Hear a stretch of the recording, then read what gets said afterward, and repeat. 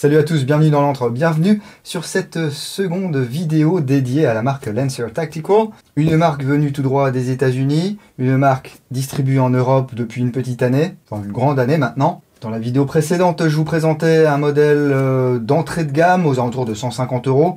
Là, on va passer sur les modèles les plus chers de la gamme, pile poil en dessous de 300 €, puis public conseillé, et ça se passe juste après le générique.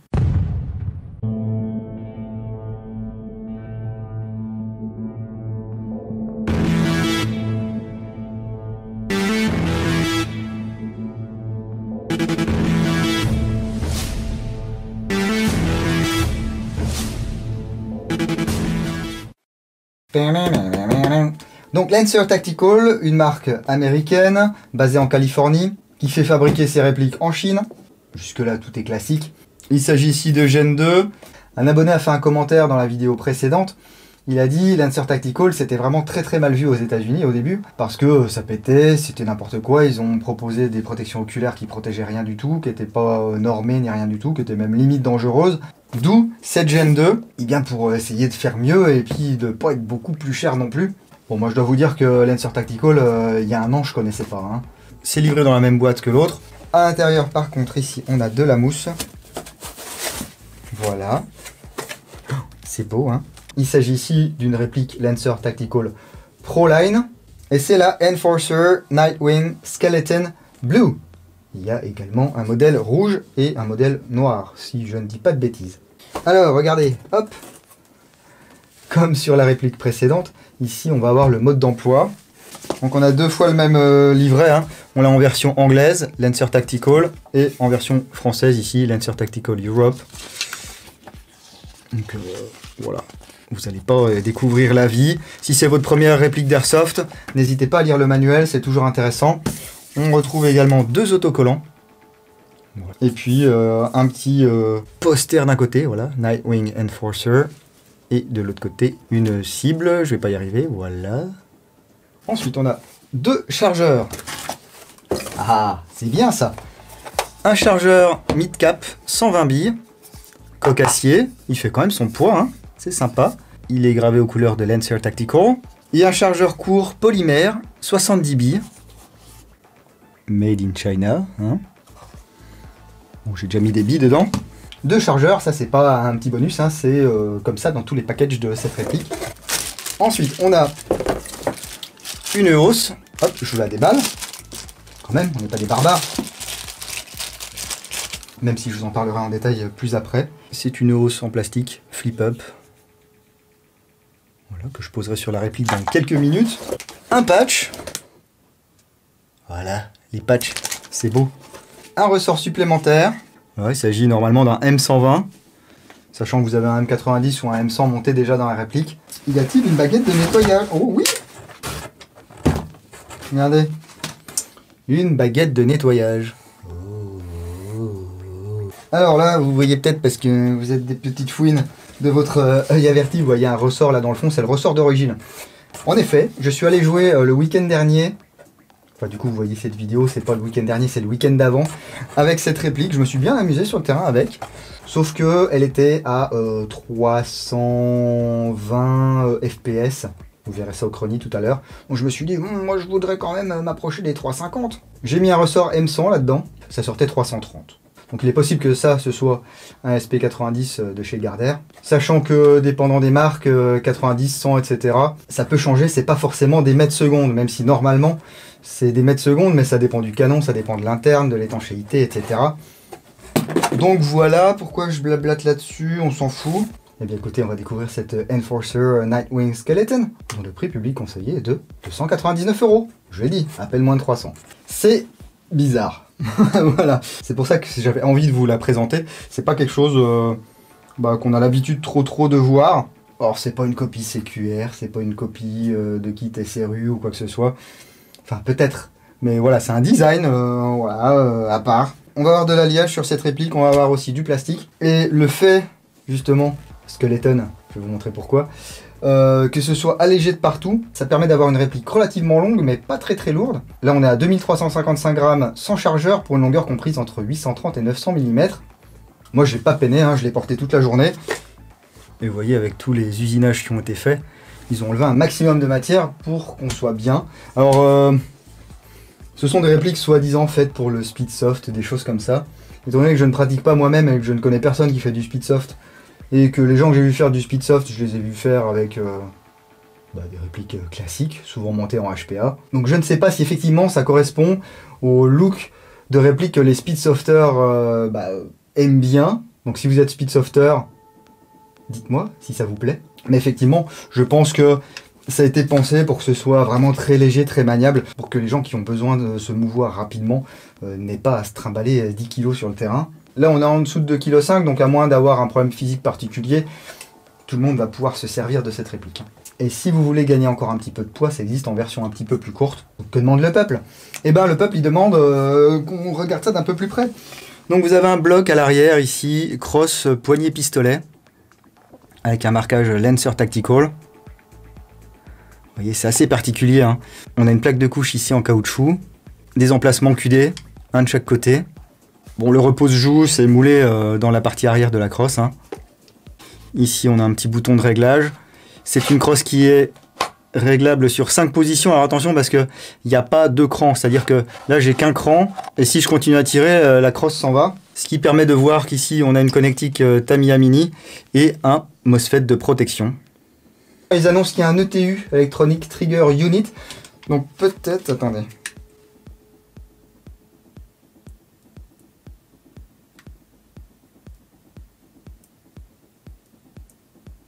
Oui, je pense. Alors, je ne sais pas si vous allez pouvoir l'entendre.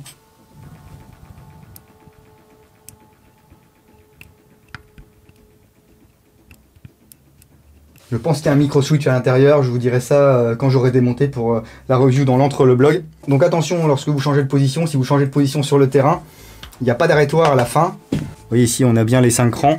Mais il n'y a pas un petit arrêtoir qui nous permettrait justement de ne pas avoir de soucis lorsqu'on va régler la crosse en partie. Bon, c'est rarement le cas, hein. Souvent, on règle ça en zone neutre avant. C'est notre taille, on le sait. On ne fait pas trop n'importe quoi. Hop là. Donc le marquage ici, je vous en parlais. On arrive sur un puits de chargeur ici, mais c'est pas le puits de chargeur principal. C'est pas un bullpup, hein. La poignée pistolet ici, qui est confortable malgré tout. Hop, hop. Hop. Ici, on va avoir un mix de décrochés rapides du moteur, une petite vis, et puis ensuite, on va appuyer sur les côtés pour faire pivoter la trappe moteur. De l'autre côté, un marquage alpha. Je ne sais pas à quoi il correspond, c'est peut-être le type de la crosse, hein. Et puis ici, un bouton AC flex pour désengager le chargeur supplémentaire. Alors, je vais vous montrer comment ça fonctionne normalement. Vous allez avoir votre puits de chargeur principal. Là, vous allez mettre votre chargeur avec des billes, c'est bien. Et là, un autre chargeur, vous allez mettre des billes aussi dedans. Mais c'est juste un stockage. Ça permet d'aller vite ensuite pour changer de chargeur. Donc voici le look que ça a. Voilà. On peut également mettre un chargeur long, hein, si on veut. Ça ne gêne pas les mouvements, ça ne gêne en rien, hein. Vous voyez, ça fait une espèce de double bullpup, pas bullpup. Je sais pas si je me fais bien comprendre. Bon là, avec ce chargeur Amoeba, ça gigote un petit peu. Avec le petit chargeur, ça va un peu mieux, mais ça gigote quand même un petit peu. C'est pas monté très serré. Vous allez peut-être vouloir mettre du scotch, etc. Moi, ce qui me dérange un petit peu, c'est que, bon, effectivement, si vous faites du Speedsoft, etc., je suppose que ce sont des terrains, genre terrain fermé ou terrain de paintball, etc., avec peut-être des trucs en mousse ou gonflables. Ce bouton-là, si on est sur le terrain en forêt ou que sais-je, bon, un coup no, on va pouvoir appuyer dessus sans faire exprès et le chargeur tombe. Alors moi, ça ne m'est pas arrivé, tout simplement parce que je m'en suis pas servi. Voilà, j'ai joué en forêt. Je me suis pas servi de cet emplacement, j'ai tout mis sur mon chest. À vous de voir, d'ailleurs dites-moi dans les commentaires si vous utilisez cette réplique, est-ce que vous utilisez cet emplacement de chargeur supplémentaire. On continue. Vous avez pu le voir, donc le tube de crosse est peint.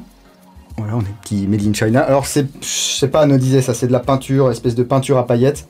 On a un attache-sangle ici de chaque côté. Donc ça c'est bien, par défaut. Le bouton d'aide à l'armement de la culasse qui est bleu également. Le levier de chargement qui est bleu. La trappe anti-poussière est bleue. Le bouton d'éjection du chargeur est bleu. Tiens, j'avais pas fait gaffe d'ailleurs. L'arrêtoir de culasse est également bleu. Le sélecteur de tir est bleu. Et la queue de détente droite est bleue. Remarquez au passage le pontet élargi. Comme ça, on peut mettre des moufles et tout, c'est génial. Et pour finir, le canon externe qui est également bleu. Alors, la peinture est-elle solide? Je pense qu'il faudra pas faire les foufous quand même. Là, après une journée de jeu, il n'y a pas grand chose, mais il n'y a pas eu vraiment de frottement. Sauf ici au niveau du tube de crosse, et vous voyez la peinture a commencé déjà à partir. Ah bah on n'est pas dans des finitions Cerakote, mais en même temps moins de 300 €. Une peinture Cerakote, je pense que sur une réplique comme ça, il y en a déjà bien pour 300 balles. Et là vous allez me dire, mais il n'a pas parlé non plus de la gearbox qui est bleue, on l'a vu. Mais si, je vais vous en parler maintenant, parce que comme c'est la version squelette, ici, eh bien vous avez plein d'usinage au niveau du receveur supérieur, et on peut voir que la coque de gearbox est également peinte. C'est beau, hein? Le sélecteur, vous l'avez vu, c'est un sélecteur classique type AR15, 3 positions, safe semi-auto. Les crans sont pas très durs, mais ils sont pas extra mous non plus. Moi, j'ai pas eu de soucis en partie. Hein. De l'autre côté, on a les positions, mais il n'y a pas de cran pour dire si c'est en auto, en semi ou en safe. On a un petit marquage ici, LT, Lancer Tactical. Les marquages Lancer Tactical ici. Design in California. Le numéro de série. On peut voir que le puits de chargeur ici est également usiné. Voilà. De l'autre côté, comme il n'y avait pas de marquage, eh ben, ils l'ont un peu plus usiné. Plus on gagne de poids, et mieux c'est. Alors ce que j'aime vraiment bien sur cette réplique, c'est le garde-main. Regardez-moi ça. Moi j'aime bien ce genre d'usinage. Voilà. Ça fait sport, hein, de toute façon, c'est pas des machins de guerre. Hein. Donc là, hop, le petit symbole M-Lock en haut. Donc bien sûr, on a un Picatinny sur le receveur supérieur. Un Picatinny ici en haut. Un Picatinny en bas. Sur les côtés, bah, des gros ports. Et puis ici, justement, 3 ports M-Lock de chaque côté. Il n'y a pas de rail M-Lock fourni avec la réplique. Mais autant parfois je gueule, mais c'est parce que le garde-main est entièrement en M-Lock. Il n'y a pas de Picatinny. Là, vous avez quand même 2 Picatinny. Donc vous pourrez mettre un PEC, vous pouvez mettre une lampe, un bipied en dessous, ce que vous voulez, une poignée. C'est un rail flottant, donc il n'est pas en contact avec le canon externe. Vous voyez, il est monté sur la bague de canon, autrement appelé barrel knot en anglais, et croûte de canon, donc du coup, knot. Le cache-flamme, par contre, voilà, ils n'ont rien fait de fancy, d'ailleurs, hop, il n'est pas tourné comme il faut.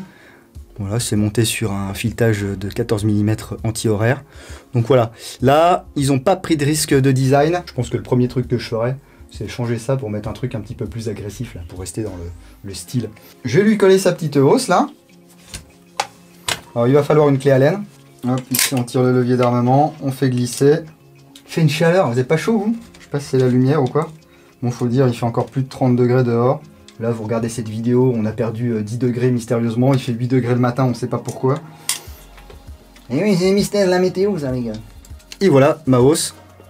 Hop là, flip up. J'ai 2 tailles de huton à l'arrière. Comme d'hab, ils sont super durs à rabattre. Bon, du coup, je vais pas le faire, je vais pas me repéter un doigt. Et à l'avant, regardez comme c'est mignon. Hop là. Alors, c'est mignon, mais le ressort, tu vois, il est mou du genou, hein. Donc ça, et ben, ça va être très très chaud pour l'utiliser en jeu. Voilà, surtout si vous avez des buissons, des choses comme ça. Si vous êtes en CQB, ça ne devrait pas poser trop de problèmes. Mais les ressorts sont vraiment... Ah ouais. Je pense que ça... Si vous avez des ressorts un peu plus balèzes, vous pouvez les changer. Alors au niveau de la visée, qu'est-ce que ça donne? Bah écoutez, c'est pas mal. Hein. En attendant de mettre peut-être un point rouge, ou même si vous n'aimez pas les points rouges, hein, on peut largement exploiter cette visée. Par contre, à l'arrière, le ressort, lui, il est bien balèze. Mais écoutez, c'est pas mal. Alors, niveau interne, il nous annonce un moteur high speed, des engrenages 18 pour 1, des bearings de 8 mm, le micro switch, le MOSFET, du câblage basse résistance, un piston avec un rack de 14 dents en acier, un canon de 6.03. Canon 6.03, j'avais déjà vérifié, c'était le cas. Hein. Ils nous vendent pas du rêve. Je pense que ça va pas être non plus le meilleur interne du monde qu'il y aura là-dedans, vu le prix de la réplique. Je croise les doigts et j'espère et je pense ne pas avoir de mauvaises surprises lorsque je vais démonter. J'ai eu vos retours les gars, hein, certains d'entre vous qui ont du Lancer Tactical et qui m'ont dit moi je leur en ai mis plein la gueule en full et tout comme un gros porc et puis ça a pas cassé, ça a pas bougé. Donc tant mieux, de toute façon, si vous avez un problème avec cette réplique lorsque vous l'achetez, n'hésitez pas à vous retourner vers le SAV. Si vous n'avez rien ouvert et rien changé dedans, la garantie s'appliquera. Alors est-ce qu'on lui mettrait pas une petite batterie? Ah, c'est bastoche. Et puis moi j'aime bien parce que du coup, hop, je peux mettre mes petites batteries stick là. Encore faire un peu de pub pour Energy Airsoft. Mais bon, j'aime bien leur batterie là. Ça fait, je sais plus là, ça fait facile 3 ans et demi, 4 ans que je les utilise maintenant. Et j'en ai toujours pas une qui a gonflé ni rien du tout quoi. Hein. Alors que les batteries Turnigy que j'achète à pas cher là, vous savez les batteries Hobby King à 7, 8, 9, 10 euros là. Je les charge 2 fois, elles gonflent les machines. Enfin, pas toutes, ça dépend. Là, du coup, ce qui est bien, c'est qu'on a de la place pour mettre les câbles. On se prend vraiment pas la tête. Donc là, je suis bien safe.